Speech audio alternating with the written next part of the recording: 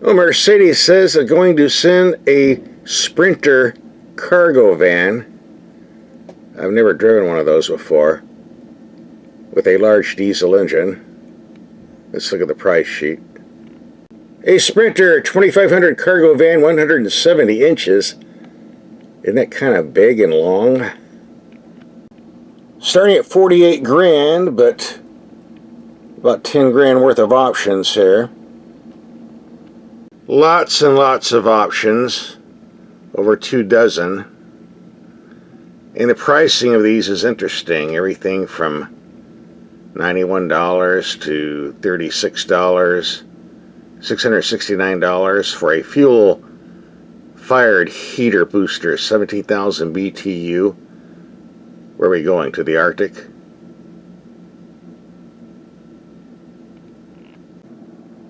$32 for a door handle. Government 5-star safety rating. Nothing rated here. Alright, we're at our test facility. I just rolled it out, and look at the size of this thing. Good grief.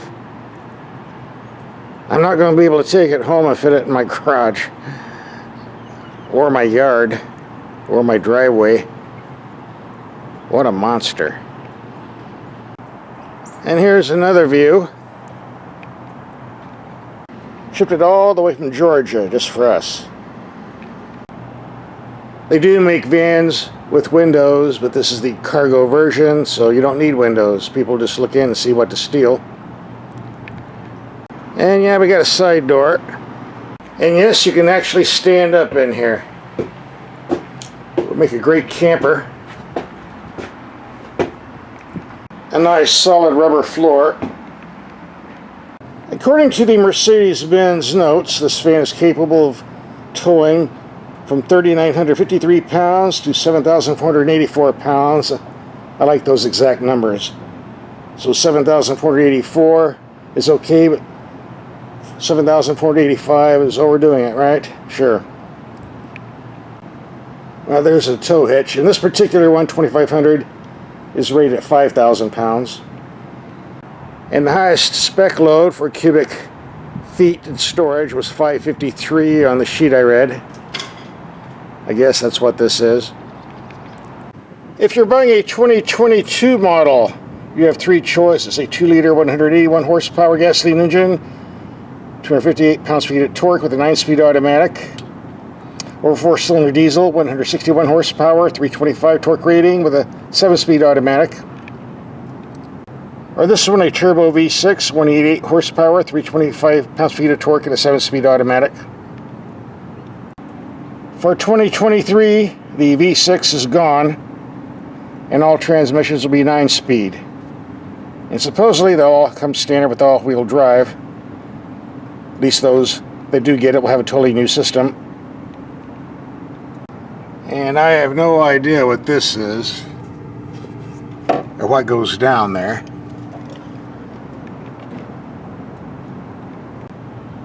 Since this is considered a commercial vehicle, there's no fuel economy rating. Those who drive these tell me on this particular engine you get 15 miles to the gallon overall average. If I get enough miles on it, we'll see if that's true. Usually when we get a vehicle, we take the headlights out in the dark and see how they perform. I don't know if we're going to have time to do this. If we do, we will. If not, we can on this particular video. Getting into the cabin, as you can see, there's limited adjustment on these seats as far as going forward and back or leaning on the backrest. Better plan on sitting upright most of the time. You would think there would be a glove box, but apparently not. Lots of cup holders, though. We get a very simple gauge cluster, and there is reflection from the plastic going in my camera, but I don't see it in person, so I guess it's not an issue. 5 miles, 14.3 mpg. More miles to come. And putting the transmission reverse, we get a very nice resolution camera, although it's not very large. Let's see what it does here. Alright.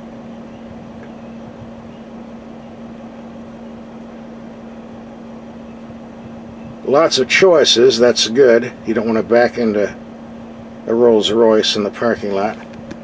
Any typical navigation system and setting using your finger.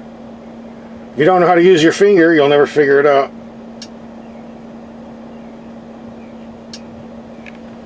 Same with the steering wheel controls. Got to use your finger.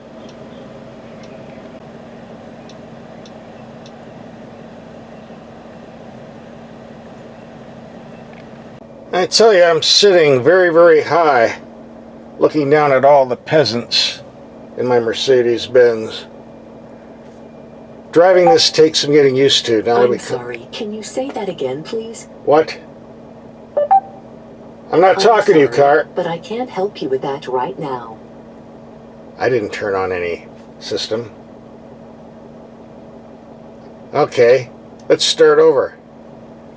The driving position is very high, and driving this takes you some attention getting, let's say, because you have a lot of mass in the back and you don't want to take a corner and take out your neighbor's mailbox. The power steering is pretty nice, quick and responsive, decent feel and feedback. Doesn't feel like I'm pulling a long, heavy vehicle. And that's the way it can trick you, because you are. Just remember that big mass back there when you're taking corners. As we do all our videos, we're going to take some mild speed humps around 15 miles per hour. See how the suspension performs on impact. Bump number 1.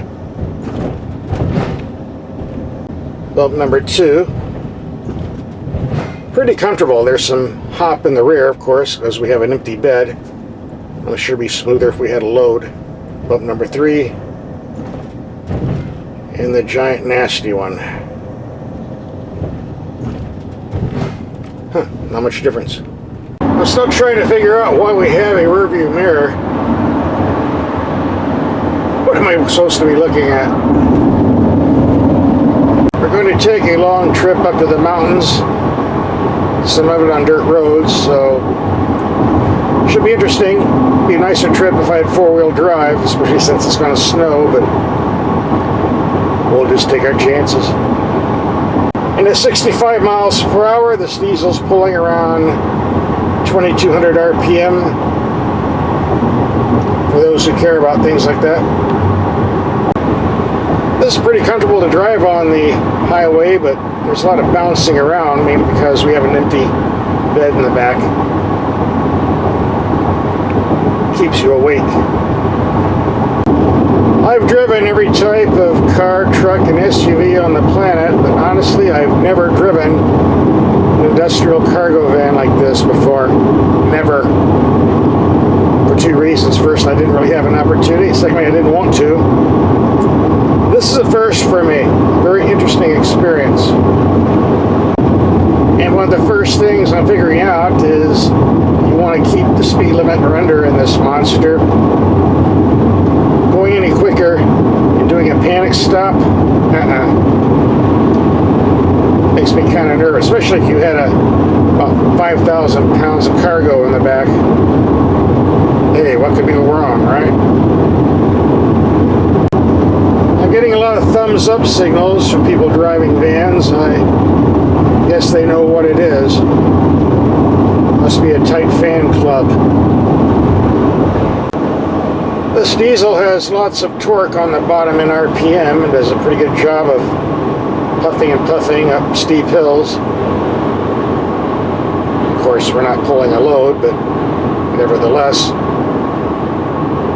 better bottom end than what you get off a gasoline engine, unless you had a turbo.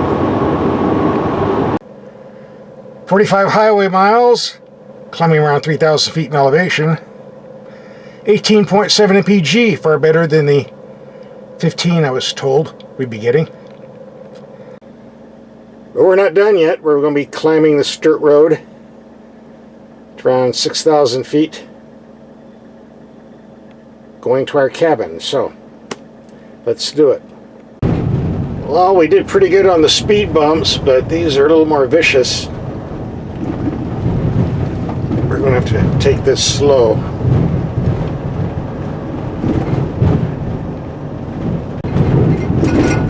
weatherman said it was going to rain with heavy snow today.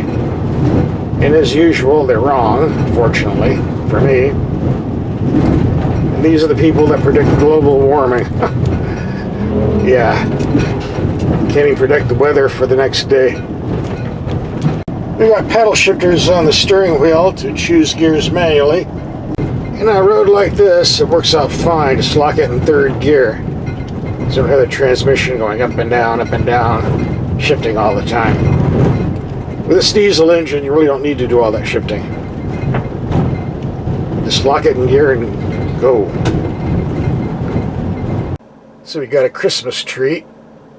Somebody was busy the other night.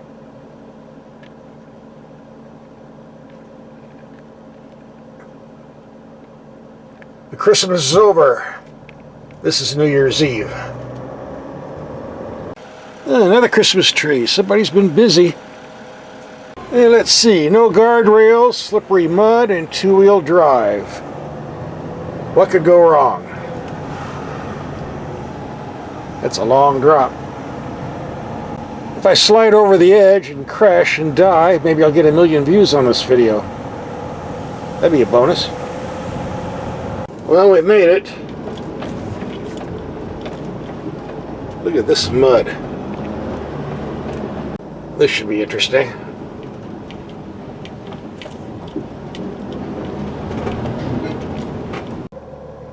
Alright, freeway trip plus climbing the steep mountain. We're down to 15.8 mpg. More to come. Alright, New Year's Eve tonight and take the van back to town tomorrow. Stay tuned for part 2 of the video. In the meantime, home sweet home. Welcome to part 2 of the video. We're going to make a return trip and see if we can make it down the mountain without sliding off and crashing into the gorge. And I know diesels can be hard to start in cold weather sometimes. Apparently this is the case here. It took me about 10 tries to get the engine to respond and start. I was pressing the start button and nothing was happening. Don't know what that's all about. Might be just a little fluke. Now's a good chance to test these anti-lock brakes. Let's give it a go.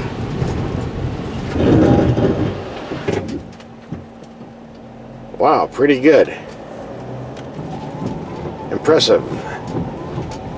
And by the way, the weather people predicted a blizzard snowstorm today. Wrong again. Snow and 50 degrees weather. Yeah, you bet. Well, we made it back, so time to wrap up this video. Alright, our trip was 5 hours, 22 minutes, 143 miles, 17.7 mpg. So what's my take on this Mercedes-Benz Sprinter van? What can I tell you? It's big and it hauls things. It does a pretty good job of it too. If you're buying these to haul stuff, of course you are, what else is it good for? Or the passenger hauling all those people, you want the biggest engine you can get. Therefore, I think the D6 diesel makes more sense. But for 2023, you have a choice between 4-cylinder gas or 4-cylinder diesel with a 9-speed automatic, and I haven't driven those, so I don't know which one to recommend. Just keep in mind that diesels are a lot more expensive to maintain. But it's Mercedes. All Mercedes are expensive to maintain, right? Take your pick, gas or diesel. Here's some other Mercedes-Benz vehicles we've driven. Just click and watch.